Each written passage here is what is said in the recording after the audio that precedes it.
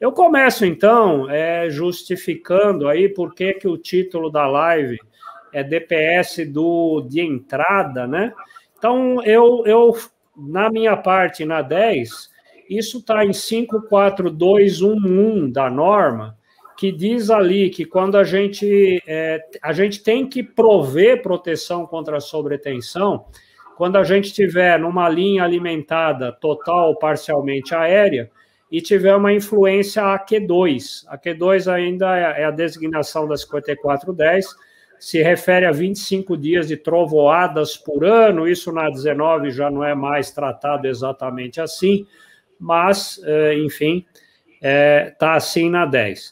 E aí ela diz que se eu tiver em rede aérea e for AQ2, a gente tem que, então, utilizar DPS no ponto de entrada da instalação, ou no quadro de distribuição principal. O quadro de distribuição principal, a gente vai falar aqui mais para frente, é uma exceção à regra. A regra geral a gente tem que botar os DPS no ponto de entrada da edificação.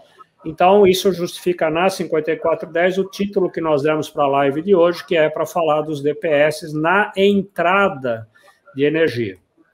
Tem uma outra situação na 5410, quando a linha está numa região, né, quando a rede, a instalação está numa região AQ3, que é aquela que é uma instalação sujeita à descarga direta em cima dos componentes da instalação.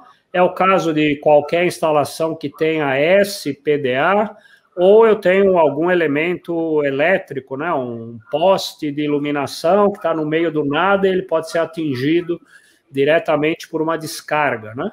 Aí isso caracterizaria para 5410 uma situação AQ3, e da mesma forma a norma diz que se eu estou em AQ3, eu tenho que instalar DPS no ponto de entrada. Então, na 5410, na situação linha aérea e AQ2, ou a instalação é AQ3, eu tenho que instalar DPS no ponto de entrada, e é nesse universo que a gente vai trabalhar aqui hoje nessa live, tá bom? Bom, conforme o Wilton colocou, na 5410, obviamente, a norma foi publicada lá em 2004, está em revisão, prontamente sairá essa revisão, acredito que em 2045 nós já tenhamos aí a revisão da 5410 publicada, né? E hoje, a NBR 5419, hoje versão 2015, ela já não trata mais do índice serálnico, né?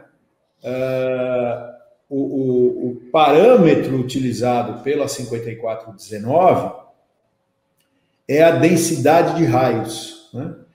Então, esse hiato entre as revisões provocou essa pequena discrepância, mas, olha, o YouTube está me mandando assistir a live da Potência Educação, vocês conhecem? Vamos lá. Então, você vê que o meu sininho funciona, né? Tá vendo? Ele está um pouquinho atrasado, mas ele funciona. Então,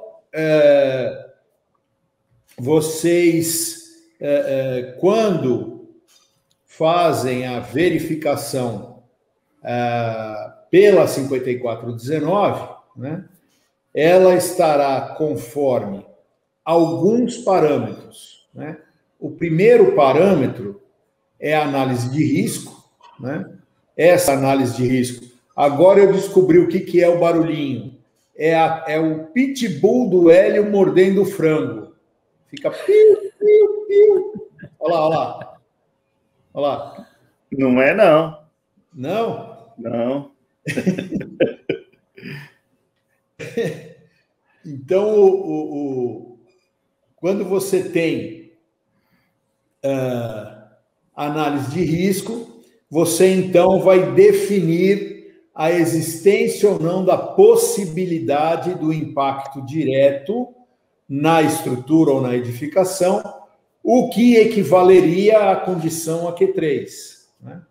Ou não existe a possibilidade do impacto direto e aí você teria a condição equivalente à condição AQ2.